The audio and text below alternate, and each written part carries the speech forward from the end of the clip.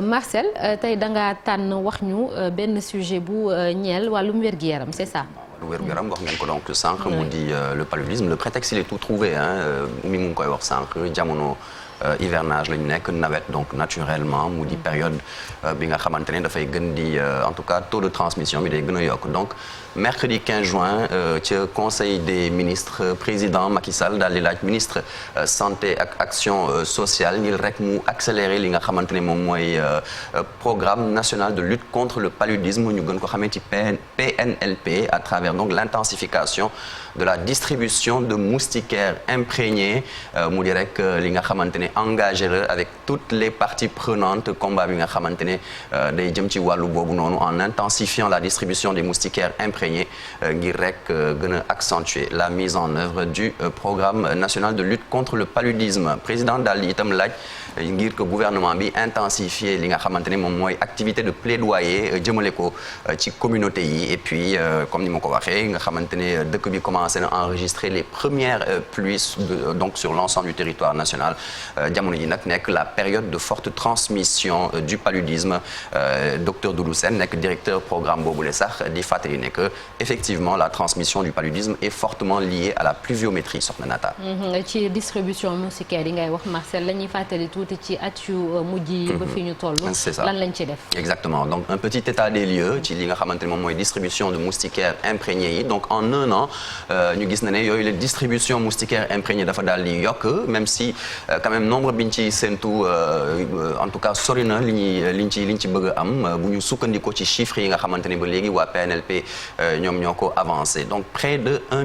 341 541 moustiquaires imprégnés à longue durée d'action MILDA noonu lañu ko tuddee nga xamante ne dañu ko distribuer à l'aide de plusieurs canaux lors de campagnes de routine jamono boobu nag 2021 la woon contre donc 581 648 moustiquaires imprégnés à longue durée d'action en 2020 la woon donc ñu gis na ne il y a eu 760 893 MILDA distribués de plus en un an justement donc régions yi nga xamante ne ñoom ñoo atteindre les plus forts taux de distribution mu di Fatick Kédougou Louga ak Thiès waruñu woon fàtte Kaolack ndax yooyu fa nekk sur 570 000 voilà sur 562 964 femmes enceintes itam foog ñu taxaw ci jigéen ñi nga xamante ni dañoo won lor ndaxte elles font partie des populations vulnérables en ce sens justement donc ci 562 964 yooyu jigéen ñi nga xamante ni elles sont enceintes te ñu jot leen consulter prénatal 64% ci ñoom jot leen recevoir gratuitement moustiquaires imprégnés yooyu la avec des pics de performance ñu noté toujours ca Fatick Kaffrine et Kédougou encore qui revient Tambacounda Thiès qui revient également et Ziguinchor ñu gis na ne globalement la distribution de MILDA a atteint un taux de 8% mu ngi nag ay chiffres yi nga xamante ne sori na li ñu jotoon am en 2019 bu ñu sukkandikoo toujours ci docteur Doudou Sène nga xamante ne moom mooy coordonnateur PNLP nee na nag à travers une énorme campagne une gigantesque campagne pratiquement 9 millions de MILDA avaient été distribués sur l'ensemble du territoire national soxna Nata. symptôme paludisme Marcel yenn saa yi dañ ko doon méngale ak Covid daanaka jóge na fi ou presque mais paludisme moom si biir mu ngi wéy di faat ba tey. exactement le paludisme tue toujours mu di nag en moyenne bu ñu sukkandikoo ci chiffres yi nga xamante ni organisation mondiale de la santé moom moo koy joxe paludisme di faat li nga xamante ni toll na ci 400 000 doomu aadama ci àdduna bi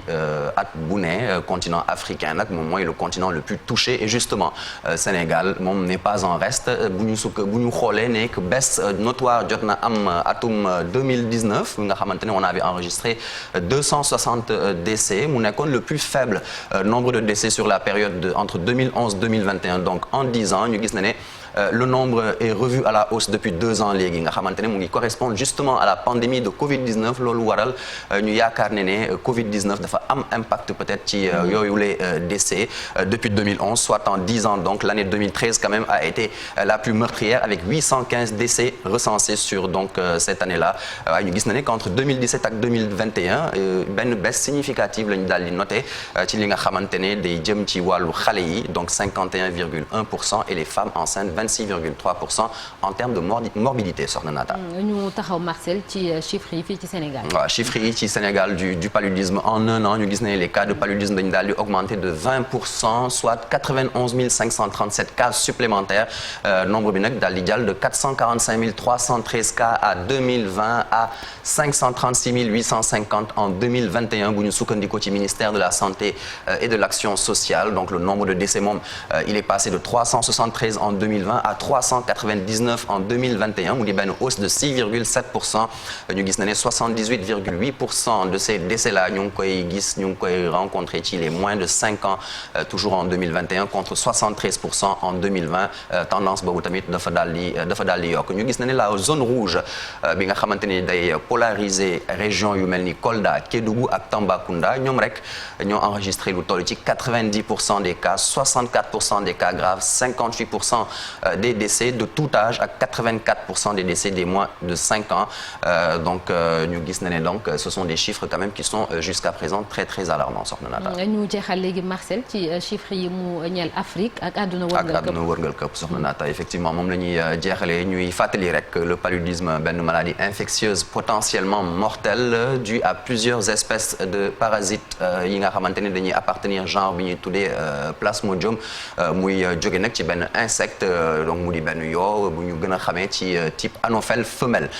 muy laal une centaine de pays dans le monde particulièrement donc les zones tropicales d'Afrique d'Asie ak d'Amérique latine ay estimation OMS bi nga xamante ne 2020 la ko daal di génne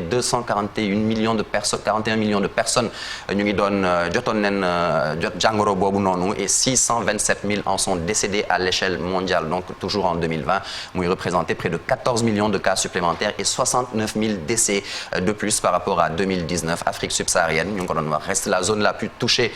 par cette maladie ndax ñu ngi gis na ne environ 93% de tous les cas de paludisme dans le monde et 94% de tous les décès dans le monde ont été recensés sur ce continent en 2018. Merci beaucoup Marcel bëri na de. bëri na rien que pour le continent africain. Exactement Afrique subsaharienne. maanaam ñu féete ci suuf. merci beaucoup Marcel. Alaaji Malick ndax yaa ngi tëdd ci sànke ndax d'habitude bu ñuy def campagne bi dañ naan waxtu wu jot bés bu jot at bi yëpp maanaam doo xaar nawet bi rek ngay tëdd ci sànke itam ngir mën a tax ba sibiru boobu dellu ginnaaw. waaw xam nga man moom wax dëgg yàlla pour wax dëgg rek du ma tëdd ci sànke. bëri nga ci morom de. bëri naa ci morom xam man mënumaa wax la ci ginnaaw dëgg mais fi ma dëkkee zone bi ma dëkkee vraiment ku Mariste ñëpp xam nañu ni zone la bu nga xam ne yooyu bëri nañ fa lool mais jël sa ay matuwaay rek. ba nga xam ne yooyu duñ la mën a sonal loolu moo ci am solo mais sànke yi moom fanaanoo ko moo gën a wóor ñu bari dañuy wax bu ñu ko takkee da leen di fatt ak du ñu mën a nekk à l'aise ak lu mel noonu mais lu jëm ci wàllu wér-gu-yaram rawatina siburu ak li nga xam ne moom lay def ci ay ravage bëri na lool dañ ci rendre hommage aussi le professeur Daouda Ndiaye nga xam ne moo nekkoon lauréat pharmacie francophone 2020 ci test bi nga xam ni moom la découvrir woon ba ñu jox ko lu mel noonu parce que li mu tuddee woon ay test la yu jëm ci wàllu